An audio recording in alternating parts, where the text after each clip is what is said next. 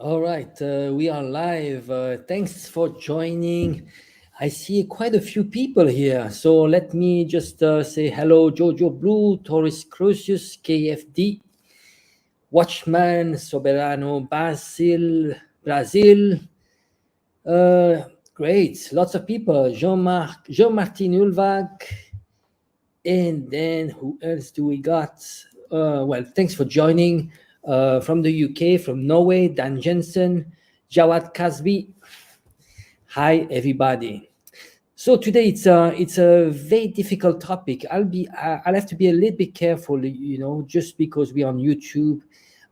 Some subjects are topics are sensitive, but I want to touch something is. It's about this whitewashing of Nazis and where does it come from, and it's a trend. It's a trend where we need to be extremely careful. It's just gradual, and slowly they are trying to rewrite history. So in reality, when you see there were a survey a long time ago, just after World War II. Most people, probably 90% of people, would agree that who won World War II against the Nazis were the Russians, the USSR. And then if you take a poll right now, actually, there's a majority of people that put other countries, especially the US, as being the winner of the war. And it's just an absurdity. I want to go back a little bit to history, to actually the position of the US before World War II, during World War II, and after. Before World War II, the biggest enemy were the communists for the US. There was a beginning of there were several waves actually. 1918 already, they were actually hunting down communists. And then there was a second wave, which was the McCarthyism. It was in the mid-40s. So basically, the biggest enemy for the US were the communists, because the communists would go against the capital, the essence of what the US is. It's about capitalism. So the biggest threat were the communists. And I just want to give you a few examples. In 1939, you had in Madison Square, you had 20,000 people gathering on Madison Square, and actually all fans of Hitler. Let's see if I have this. Yeah, there you go. So you see here, so this is on Madison Square, and you had 20,000 pro-Nazis. You need to remember 1938. You also had actually the ex-president Hoover that met with Hitler. Another thing which is quite important to understand is that who funded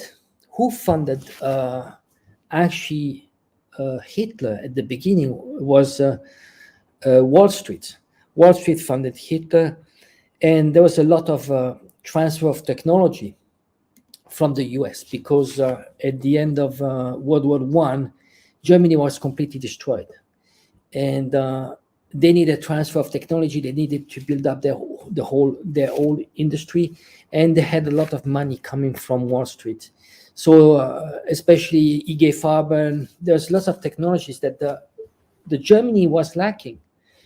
Just kerosene, how to do kerosene, how all those technologies that actually came from the US.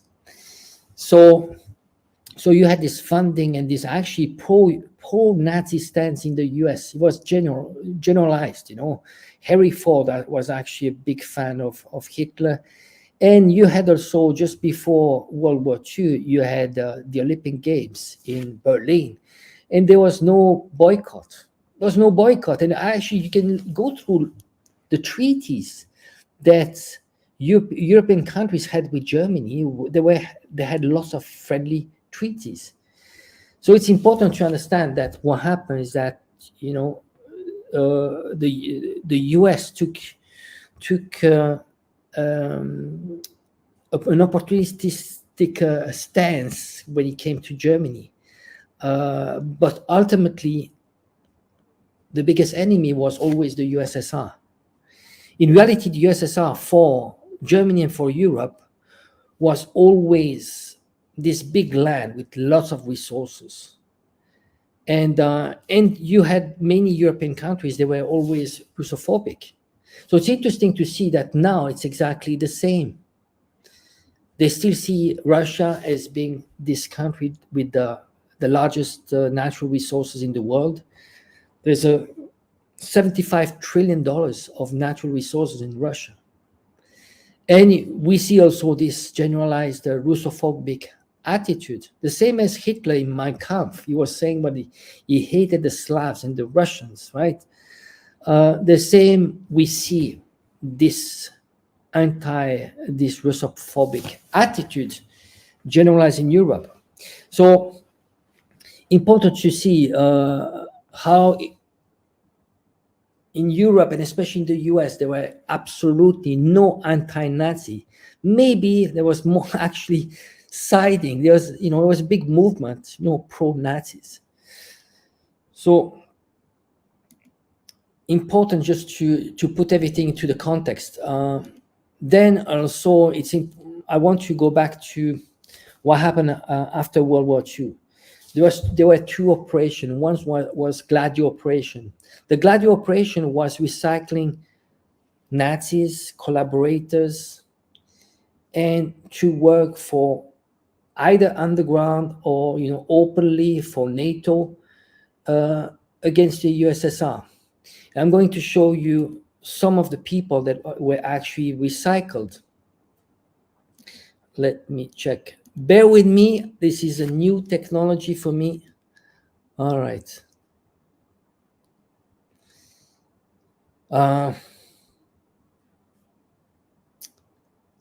Let's see.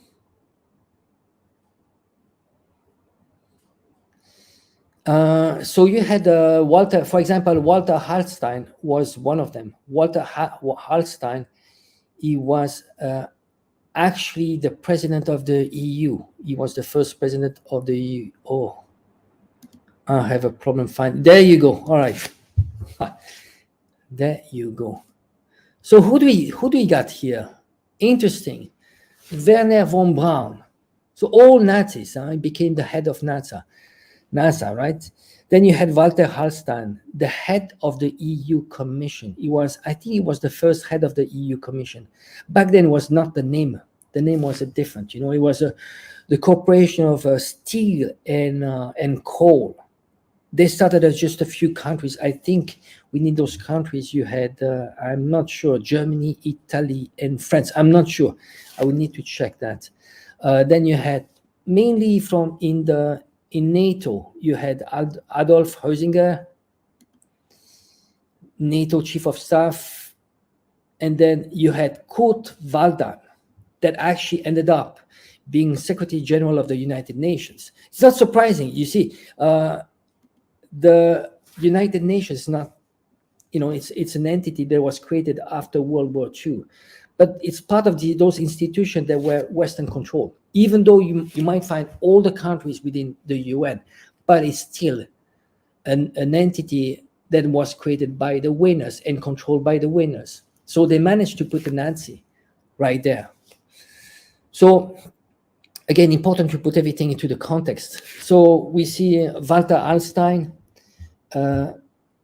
president of the EU, recycle Nazi. And then these days we had this person, this Nazi, Ukrainian Nazi, that went to the Canadian chambers.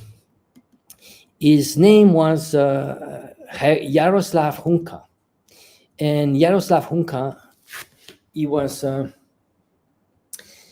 ex-Nazi. He's in 90 years old, and what he's been doing is he was part of the SS Galicia, and the Russians, they wanted those soldiers to be tried, to be punished for what they did, because they were extreme criminals, and actually even the German SS, they tried to punish them because, and they even put bandera the most extremists into prison because they were too extreme in their violence.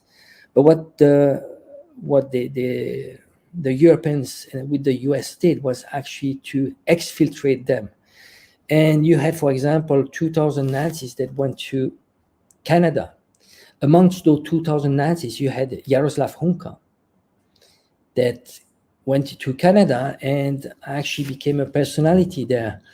And it's interesting, he went to the parliament, and basically there was a standing ovation. And it's obvious, when they introduced him, they said he fought against the Russians during World War II as a Ukrainian. And we all know, this is basic history, we all know that the Ukrainians that fought against Russia, the USSR, in World War II were Nazis. They were the SS Galicia. So it's interesting. The question is, why would Canadian politicians actually expose this person? And I think this is about a gradual whitewashing of Nazis. You see, for convenience, they have depicted Nazis as being the bad guys somehow. And now recently, it's becoming the new cool, right? So they've been training, funding. Actually, Canada, especially Canada, between 2014 and 2021, they've been training a lot of Ukrainian soldiers. Amongst them, the Azov Battalion, which are the fringe, the far-right fringe of the battalions, the army in Ukraine. So this is it's a general trend. It's a general trend, and I think that for me, what they did was to test the ground. Is the public ready to accept this new ideology? Can you still work? And I think they went too far, too quick. You need time. People, in the subconscious mind of people, Nazis is a really bad thing, and it is in reality. But they've been trying to whitewash them, and they've been trying to. They tested. They wanted to see, can we bring a Nazi in front of everybody and say he's a good guy because he's trying to fight Russia, which is the bad guy of the moment, right? So you see, Russia was always the last piece for them, for the Europeans and for the US. It's been like this for many times. How many invasions Russia suffered? Napoleon tried, Hitler tried. Now this is only a continuation. The special military operation is a continuation of World War II. Why am I saying that? There's a paper, I will put those links into the video description. But there's a paper, there's a project by Churchill. He wrote that paper in May 1945, and it was supposed to start in July 1945. And the operation is called Operation Unthinkable. So the USSR had been fighting Germany. They lost 27 million people between civilians and soldiers. And right when they were in Europe, they had beaten Germany. Churchill wanted to give a final blow because the British didn't suffer much from the war. So they had a full army, they were well equipped, and they thought that right after the USSR had won, Stalin had won against the Nazis, he could attack the USSR. So that's a paper. I will put, again, the description in the video. That gives you an idea. SMO right now is exactly the same. It's what Hitler called Lebensraum. This land, because if you look at Russia, it's a huge land, but not very densely populated. Plus, with a lot of resources, so that would be very powerful for these new globalist elites. You get access to lots of resources. and you become self-sufficient, especially for Europe, because Europe, one of the main problems of Europe is that it is absolutely not self-sufficient. So you had also this, so you had two operations after World War II, recycling of Nazis. You had paperclip operation.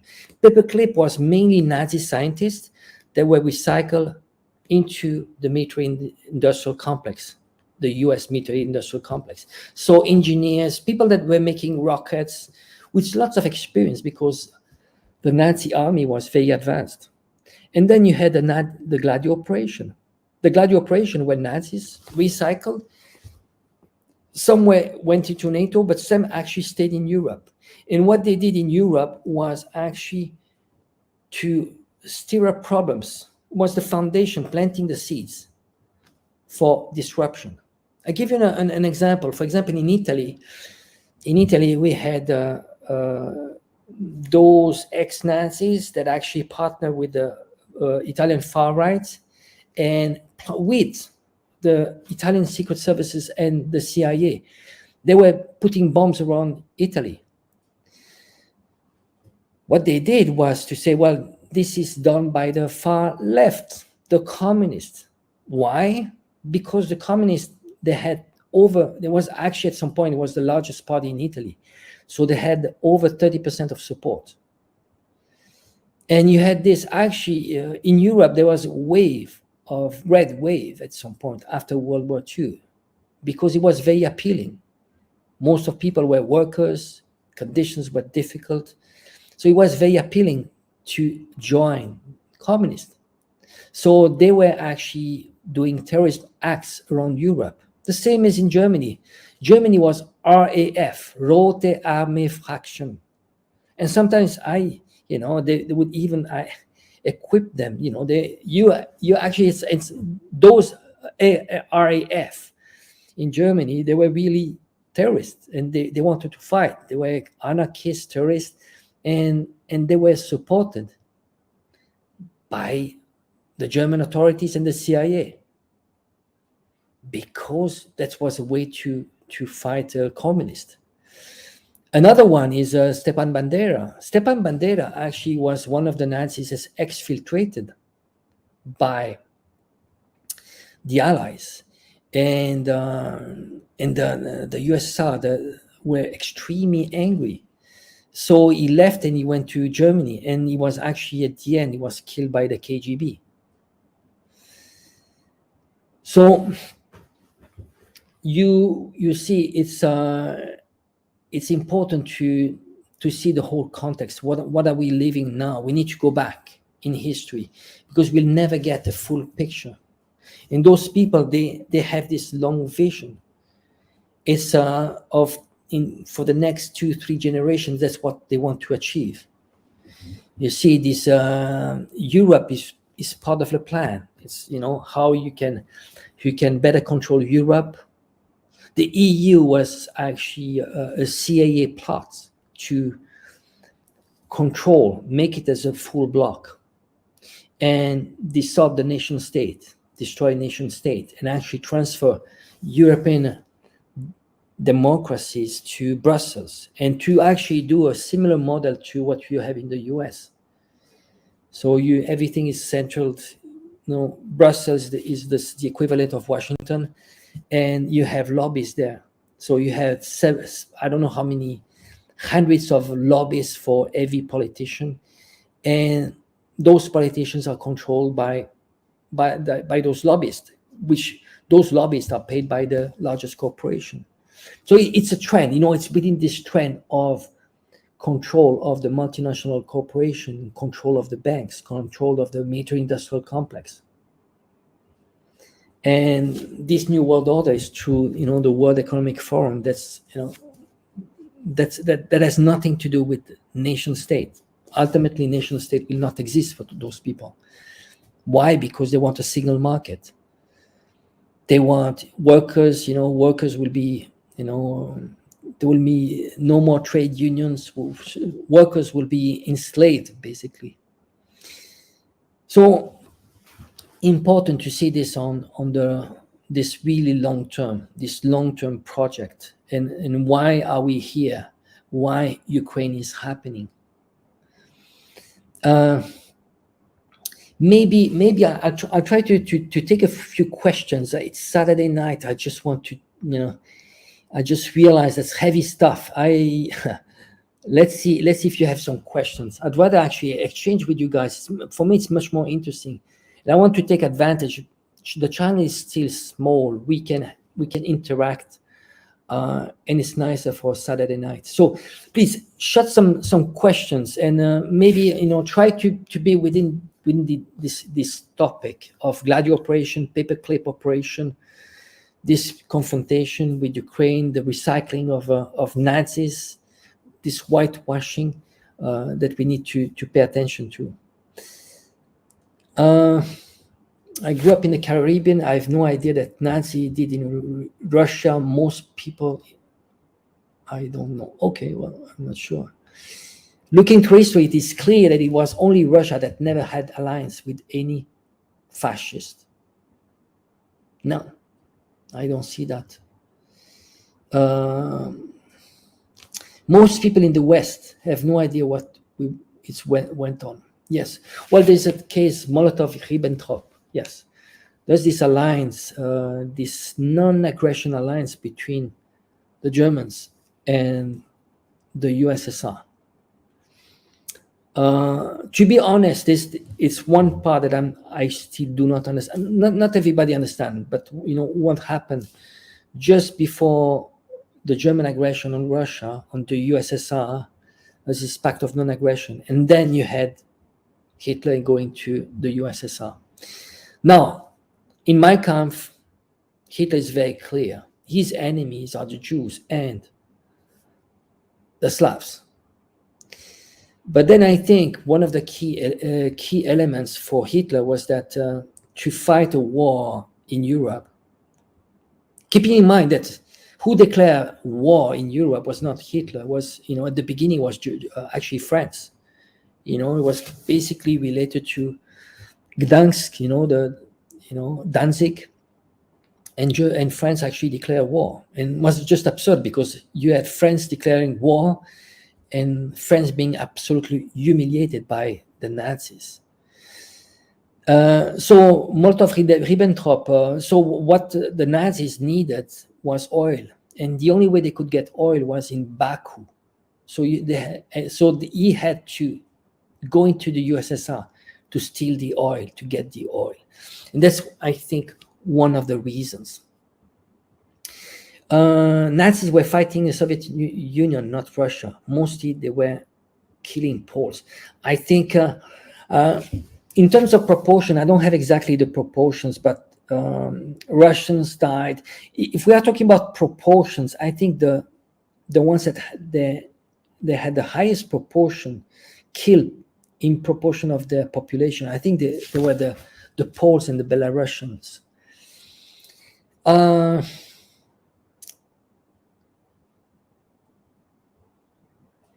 I live in America, but I want it to burn. No, let's make we tend to make one big mistake here. Who controls America are the globalist elites. The first, actually, very often we make a mistake. I say America is bad. I mean, did this and that, and actually it's an oversimplification. First of all, people in America are victims of the elites. That's why they don't believe in their democracy. And so they are already victims. So do we want America to burn? No. We want those people to be empowered to get the democracy back. But actually they never had democracy, maybe in the first place. Why? Because the rules of the game were written by the elites. So whoever writes the rule of the game controls the game. So then we talk about countries. We need to be careful. Countries are in the game of globalist elites. Countries are tools. But ultimately, those globalist elites, they can move. They have lots of money. You can move. You destroy one country. You can be French, actually. You can be a French oligarch. but you don't care about friends. Ultimately, you have the money to leave. Those are the globalist elites. They don't care about countries, but they use countries as tool. So, no, I think my dream is to how we can work together. And I think if you look at the position of Russia and China, then they don't want America to burn. They want America to become realistic.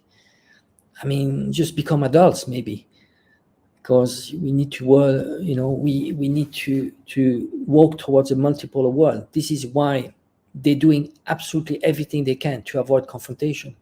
But see, we are in what we call the Thucydides trap.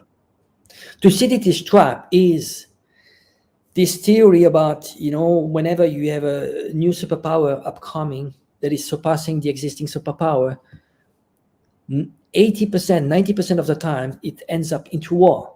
And that's what we need to avoid. But then it's very emotional, especially for the US. Just think about it. Americans, they grow up being brainwashed about being the elected people. We are leading the world. We are exporting our values. We are the best. So they have to deal with this ego.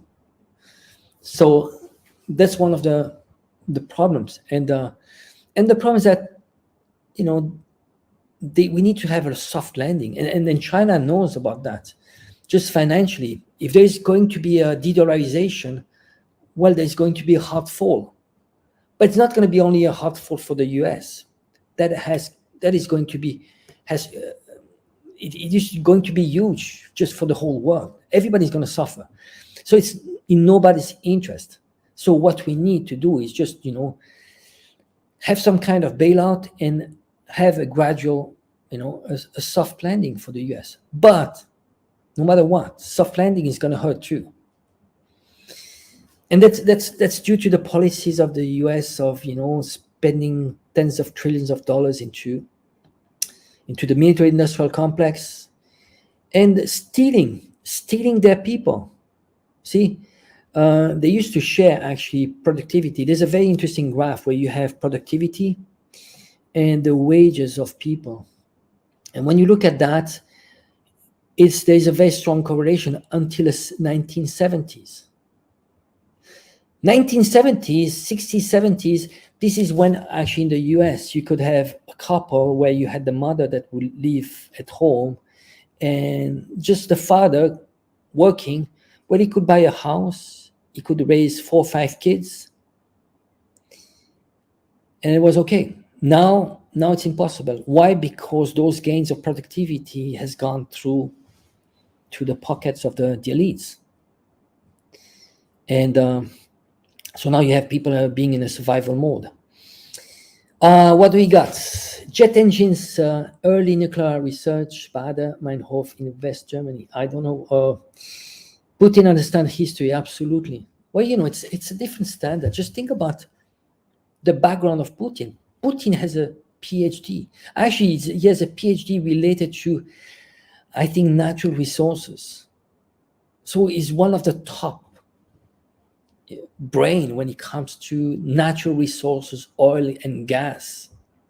So you can imagine, he probably anticipated the sanctions, and he did everything. He partnered with, he planned with his partners. He probably approached India, Saudi Arabia, and he talked to them, and somehow he had a very good understanding on how the market could work. While in the West, when you look at the leaders we have in the West, Justin Trudeau, he's a second generation. His father was also prime minister. Macron, he's a banker. He was, he's not a scientist. He doesn't have a scientific approach. Baerbock, Scholz, what can I say? When you look at leaders in China, they are engineers, they are scientific people. And scientific people, there's no BS. It's not, they're not going to tell you what you want to hear. It might be boring, but it's very scientific. It's like in China, it's 5-year plan. They tell you they want. They say, well, this is what I'm going to do for the next 5 years. They do the work. 5 years later, they come back and they deliver. If they don't deliver, they are going to tell you exactly what was the problem. But it's not going to be very far from what they promised. And the Mirovnets website of Ukraine, the kill list, is a Gladio website. I don't know. It's actually run by the government. But gladly, I'm not on that list. But I have a few friends on that list. I think Scott Reed. There's plenty of people in that list. Should question. The European Union is the US version of the Soviet Union. I don't know, but you need to keep in mind one thing. It's you have two ways actually to control. One is deconstruction, one is construction. Okay, let me explain. You can control Russia by balkanizing Russia. That's what they want to try with Russia. Okay. Another way to control countries is actually you unite them and you make sure that you control one of them in, for example, the EU, and you control Germany, and somehow you manage to write the rule of the games that somehow you are going to control that game. And that's what the US did for the EU. So the EU, you see, I just mentioned before, Walter Hallstein is an ex-Nazis, was recycled into the EU. Then you had actually two agents. You had Monet, was on the payroll. He's considered the father of the EU. He was on the payroll of the CIA. And there's also another one. You can Google Robert Schuman. He was actually working closely with Monet on the creation of the EU. He was actually also on the payroll of the CIA. So you see, you do entities, and I'm thinking ECOWAS, for example, in Africa might be similar to that. And this is where Africans need to be really careful. When they try to impose on you some type of unity, sometimes it can be a way to control you. So, and that's what those supranational entities are for. If you look at the World Bank, the IMF, those are supranational entities. Somehow you have limited level of democracy because usually, for example, the World Bank and the IMF, the US has a veto power, but those are entities created to control countries. So EU is a supranational entity, and that was a way to control countries. So when the decision of your country are done in Brussels, you basically lose your sovereignty. And again, sovereignty is the essence. It's the most important thing for every single country. You don't even talk about democracy if there is no sovereignty. So when you look at EU politics, there is not, it doesn't matter who they elect. First of all, every single candidate is going to be pre-selected by the globalist elites. And then when they're going to be elected, you need to know that ultimately there's a framework that is decided in Brussels. You have limited power. And even foreign policies, we saw that von der Leyen actually was taking decisions bypassing countries. She was actually saying, well, we are going to do a poll in Europe to buy weapons for Ukraine. And actually now in the laws of the EU, they are actually, when it comes to defense, it's everything is in conjunctions with the NATO. So there's no sovereignty in the EU. It doesn't matter who you vote for. Decisions are made in Brussels. And ultimately, the decisions in Brussels are in favor of the US. resistance was mostly communist. Absolutely, absolutely. People tend to forget, but the resistance, especially in Italy, it was the communists that actually fought the Nazis. How does Putin show such restraint? Well, it's important to look at the long-term game. War is a prelude to peace. How you are going to fight war, you are going to be able to negotiate for peace. Putin is already preparing the peace of tomorrow. Actually, when you look at BRICS, Brazil, Russia, India, China, South Africa, this entity is a prelude for the peace of tomorrow. It is actually similar, different, but it has similarities with the Yalta Accord. Remember, during World War II, war is not over yet, but you had the Allies meeting together and deciding the framework of the world of tomorrow. And basically they were deciding, 2 blocks.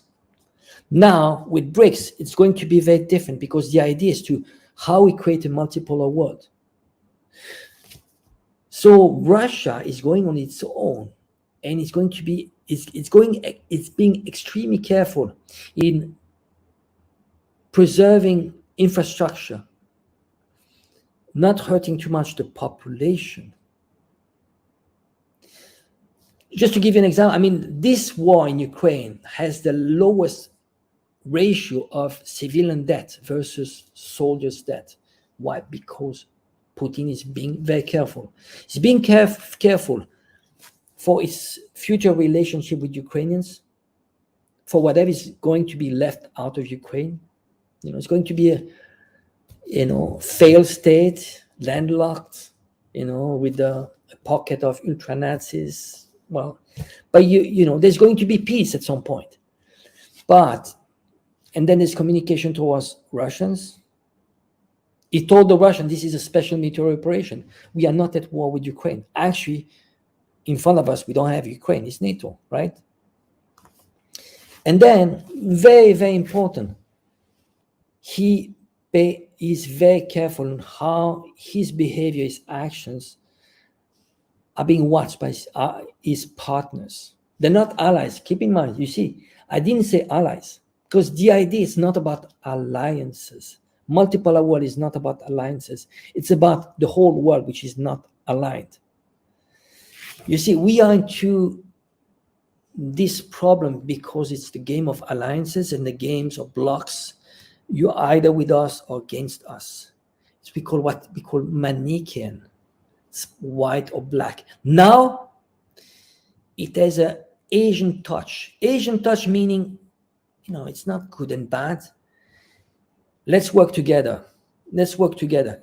Can we trade together? Can we build some infrastructure together? Can we build multipolar worlds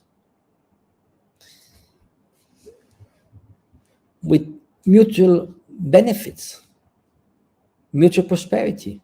And somehow, if you do that, and you focus on trading, then there's not going to be war. So he's showing his partners that, is being very reasonable.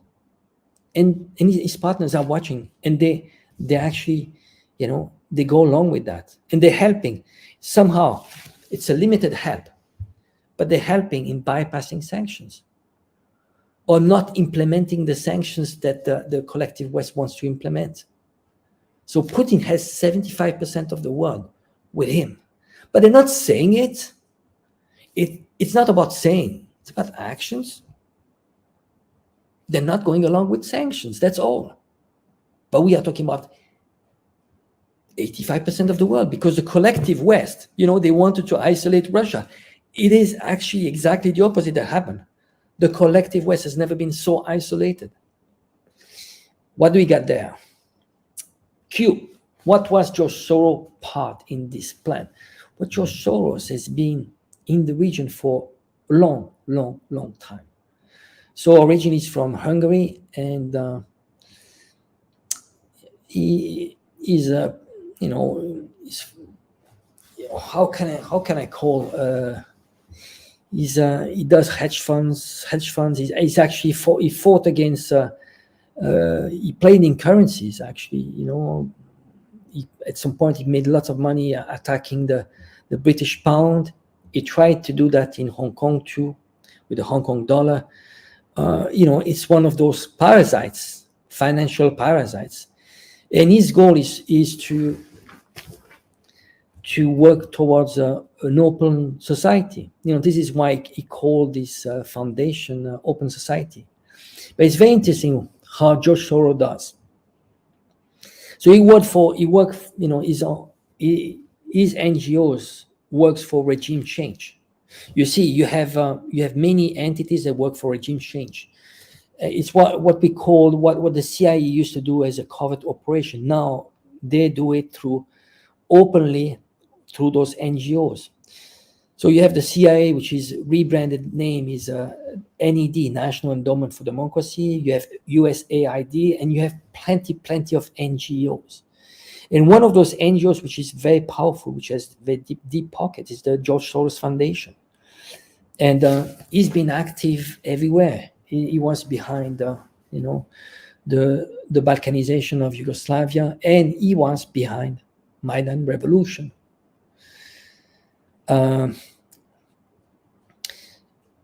Now, why does he do that? That's one of the questions that not many people answer. Very often, if he managed to break completely a country, put a puppet regime, he's gonna get his money back there. I give you an example. For example, in Myanmar, Myanmar is the new name for Burma. Basically, had been working for a long time. He managed to get Aung San Suu Kyi, which is the Zelensky of Myanmar, the Juan Guaido of Myanmar. And basically, they did a task force. You can Google task force, and it was actually organized by Asia Society. And basically, you had all those banksters, they came inside Myanmar once Aung San Suu Kyi was elected, and they were like, how are we going to loot this country? Basically, they were going to take everything. It's what they call liberalize. You see, this word is very interesting. It sounds nice. Liberalize, liberty. No, in reality, liberalize for them, for George Soros, is getting to a country, get your hands. I mean, you are going to buy for penny state-owned assets. And that's what you do, impoverishing people, because ultimately state-owned assets belong to the people. And that's what they wanted to do. That's what the West did when Yeltsin was in power in Russia. You know how much they wish that Putin was like Yeltsin, a drunk man that is willing to sell your their state-owned assets for nothing. That's my market. Come in, liberalize my market. Liberalize. You know what it is going to be? Not only they take state-owned assets, but then put pressure on wages. All the benefits that people had, they won't have it anymore. Put them in a survival mode, because that's what ultra-capitalist, how it works. Okay, let's see. What do we got?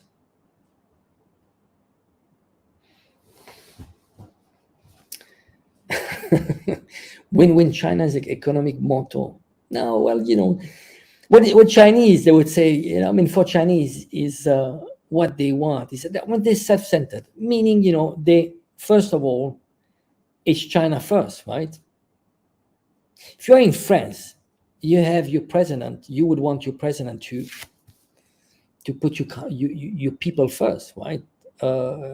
So China is focusing on its prosperity, and then because it is so big, it has to work for world stability, because stability is going to be good for global prosperity, and that's what they want. They need stability inside, peace, and outside too.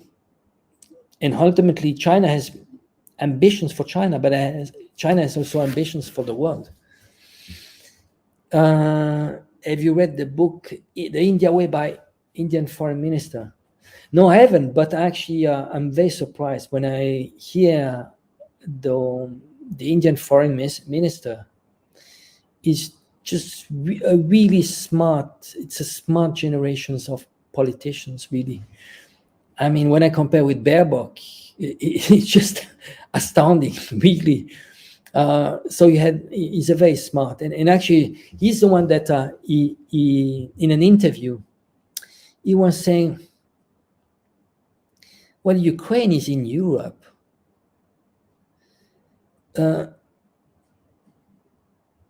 Why European problems should be the global South's problem?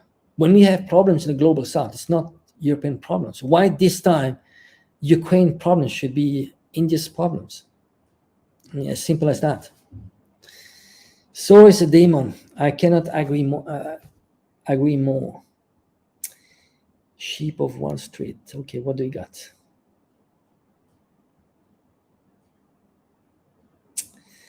I'm a 15th-generation American, and while it sounds nice not to blame Americans, anyone thinking that change will come from American people is dreaming.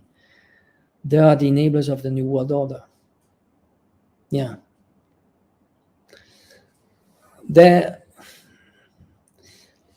I don't know what to say about this. It's I wish there was a possibility to change, but I think it needs to go to a certain extreme so it can be deconstructed. I'm not a specialist in Marxism, but I think part of the theories there in Marxism is that you need to put the extreme of capitalism. Capitalism for Marxism is actually its friend, in the sense that communist Marxism can happen only with the capitalist going to such an extreme that it will actually fall apart, and then you can build up a new society. And I think this is what the US is going through.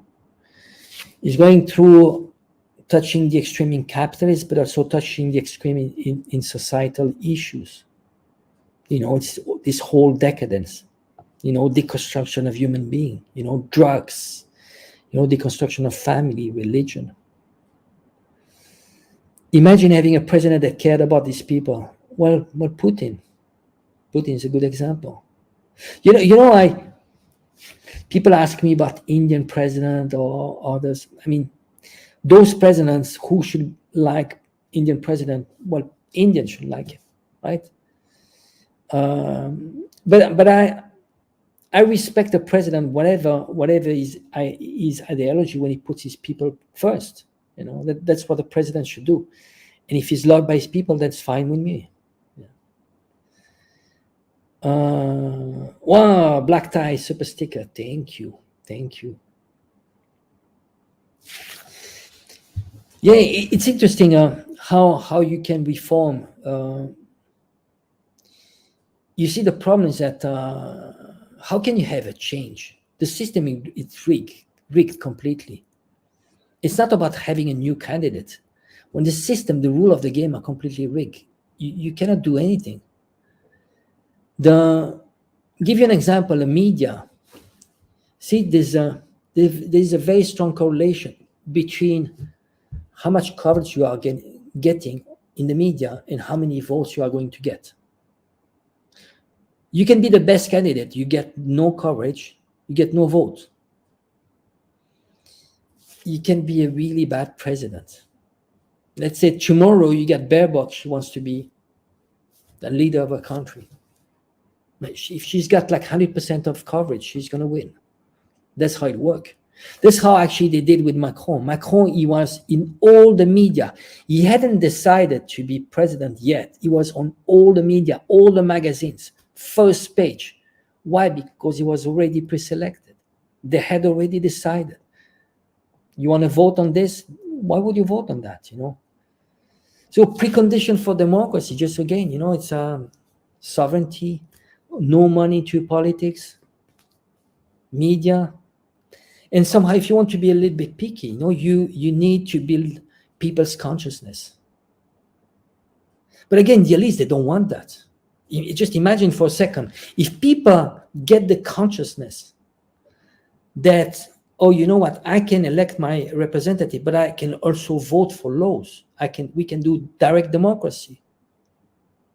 Oh, I can be involved and my voice can be heard. And then class consciousness. The day that people understand that it's not a fight left or right, it's a fight between the 99% and the 1%. Just think for 1 second. What do we have in common? What they don't want is us to realize that it's a class consciousness. It's the 99%. So when someone says, I'm from the left or the right, or you put yourself in, you give a label to yourself or to someone, you're putting yourself into a box. And personally, I refuse to do that. Why? Because it's about class consciousness. It's how we get together. Chinese, they say, look for what unites us and set aside the differences. Because ultimately, societal problem, left, right, and so on, those are small things. Because ultimately, we want to put bread on the table. We want to have our kids to get a good education. We want healthcare.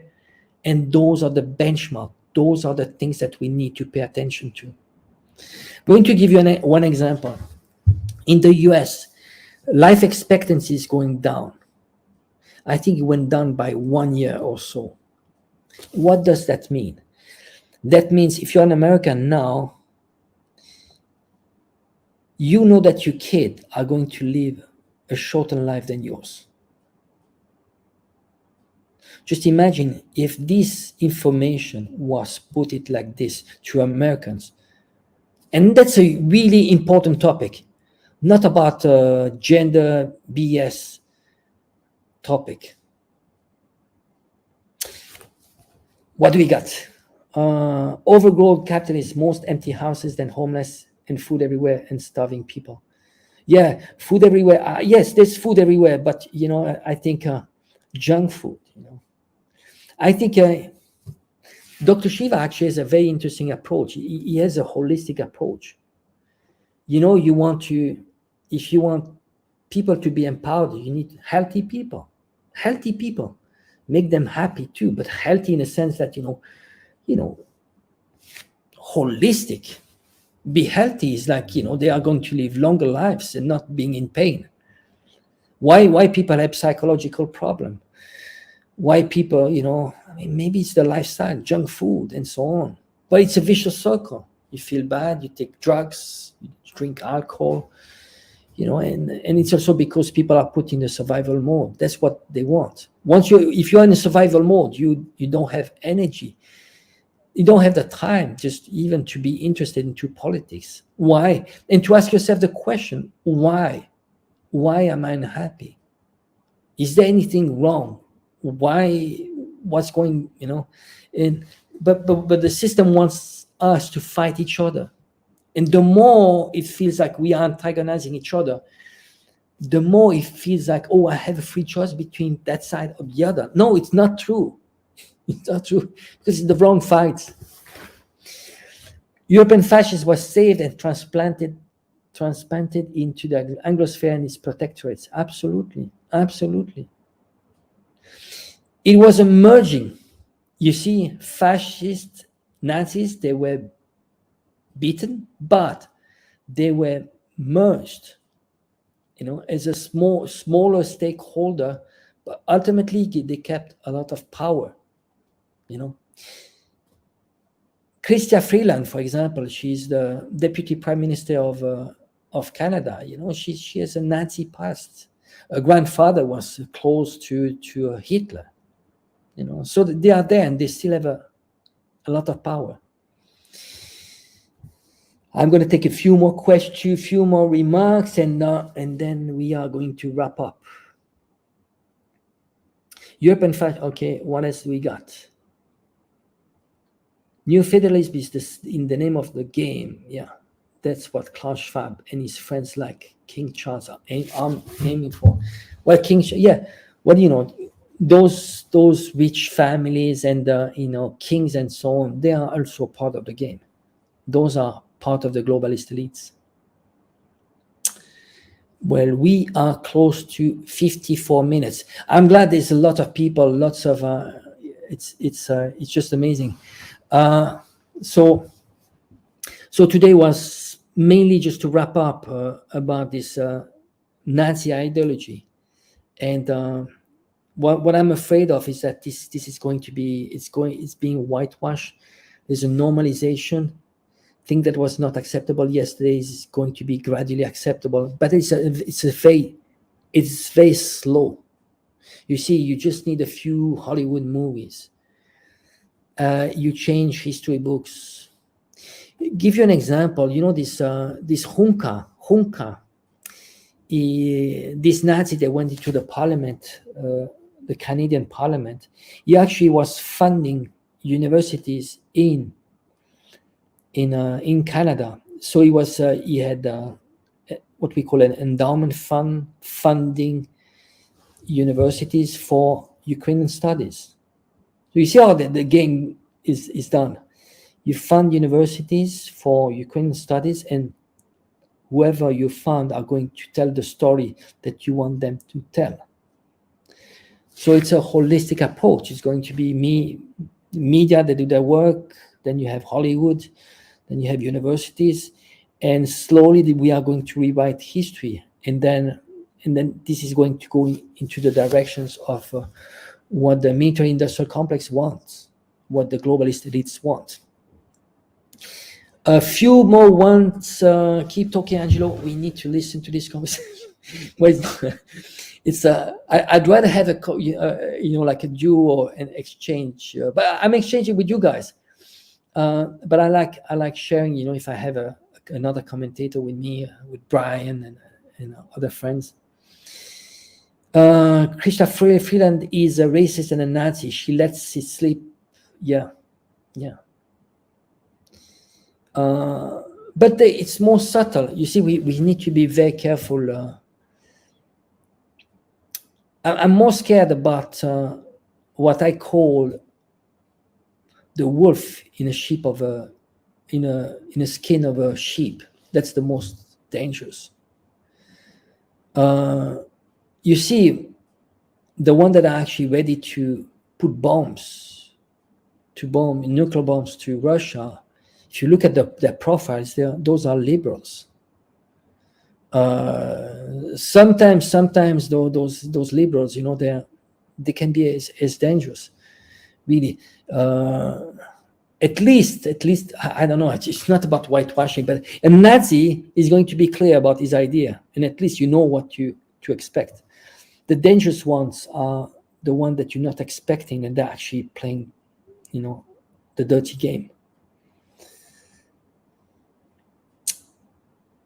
Last one, okay. FDR, Churchill and Stalin, Yalta allies. Churchill and FDR betrayed Stalin, absolutely. Churchill wanted to stab Stalin. That's why he wanted actually to invade the USSR at the end of the war. Churchill coined the phrase the Iron Curtain as they carved up Berlin, creating East Germany. Well, just think about it. The USSR, Russia accepted the reunification of Germany, and then it was really clear. You don't move NATO 1 inch eastward. And the next thing, they just did exactly the opposite.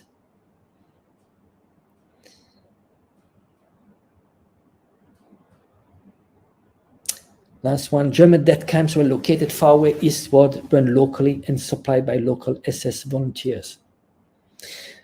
Yeah, very important. The worst camps were eastward, actually. Yeah. All right.